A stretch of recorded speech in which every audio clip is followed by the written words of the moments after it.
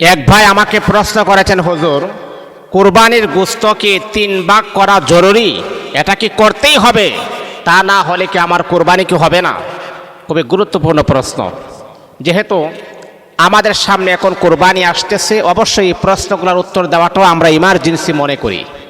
দেখুন, এখন এটা কি আসলে কুরবানির গোশতটা কয় ভাগ করতে হবে এবং কিভাবে সেটাকে মেনটেন করতে হবে, কিভাবে সেটাকে বন্টন করতে হবে, দিতে হবে, সেই নিয়মটা আমি বলে দিচ্ছি।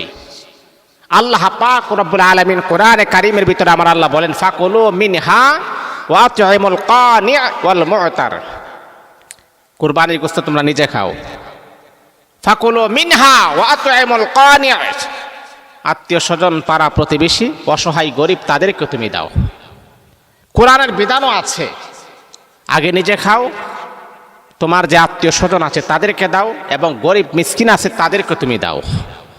এখন আপনি যদি মনে করেন কোরবানির গোশত যদি আপনি যদি মনে করেন কোনো ভাগ না করেন, কথাগুলা বোঝাচ্ছি, কোনো ভাগ যদি আপনি না করেন, ঠিক আছে, আমি কোনো ভাগ করব না, আমার আত্মীয় স্বজন পাড়া প্রতিবেশীকে আমি দিয়ে দেবো, এটাও করতে পারেন, কোনো সমস্যা নাই।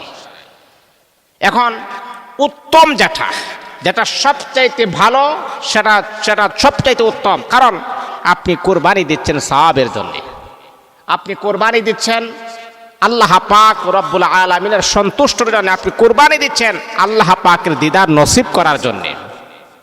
দুনিয়ার কোনো লোভ লালসা পাওয়ার জন্য আপনি কোরবানি দেন নাই, আল্লাহ পাকের সান্নিধ্য লাভের জন্য আপনি কোরবানি দিচ্ছেন। অবশ্যই এই দিকে যদি আপনি খেয়াল করেন, বেশি সওয়াবের আশায় আপনি 3টা ভাগ করবেন।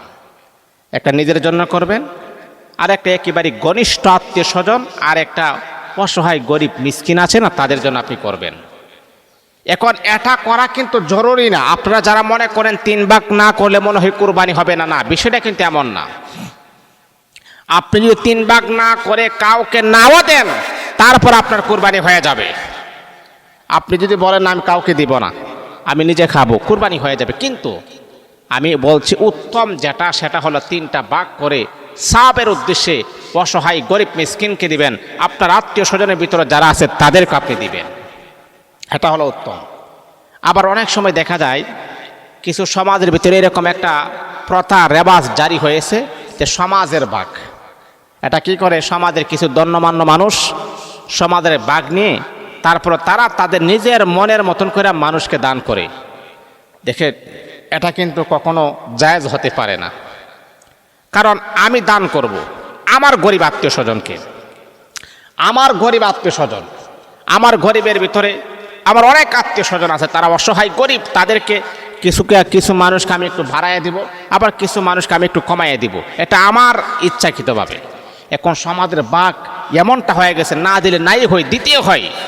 আর এই সমাজের ভিতরে কিছু বাল পাকনা আছে না, মনে আবার পাকনা, বুঝেননি, তারা তাদের নিজের মনের মতন করে তাকে দিচ্ছে, তারা তাদের নিজের মনের মতন করে, মানে তারা তাদের সম্মান বজায় রাখার জন্য তাকে দিচ্ছে। এরকম অধিকার কিন্তু কাউকে দেওয়া হয় না। ওয়ালা তাজিরু ওয়াজিরাতু বিজরা উখরা, আল্লাহ কাহার উপরে বোঝা চাপিয়ে দেন না। মনে রাখতে হবে, এই সমাজের ভাগ বলে মানুষের উপরে যে বোঝাটা চাপিয়ে দিচ্ছেন, এটার জন্য আপনি গুনাহগার হবেন, এটার জন্য আল্লাহ পাকের কাছে আপনি জবাবদাহিতা করতে হবে। কারণ এটা তো একটা চাঁদাবাজি শুরু হয়ে গেছে। উনি কি করছেন, সমাজের ভাগ হয়েছে উনি নিচ্ছেন, উনি ইমাম সাহেবকে দিচ্ছেন, মুয়াজ্জিন সাহেবকে দিচ্ছেন, মানে উনি হন সব। চিন্তা করছেন না, এটা কখনো করা যাবে না। এদিকে অবশ্যই আমাদের খেয়াল রাখতে হবে। আর আমি আপনাদেরকে বলবো 3টা ভাগ করা উত্তম, যেহেতু সওয়াবের উদ্দেশ্য করবেন, করতে পারেন 3টা ভাগ করা উত্তম। যদি ভাগ নাও করেন সেটাও আপনি করতে পারেন, এতে করে আপনার যে কুরবানি হবে না, না, এই বিধান কিন্তু নাই। আল্লাহ আমাদের সবাইকে বুঝার আমল করার যেন তৌফিক দান করুন।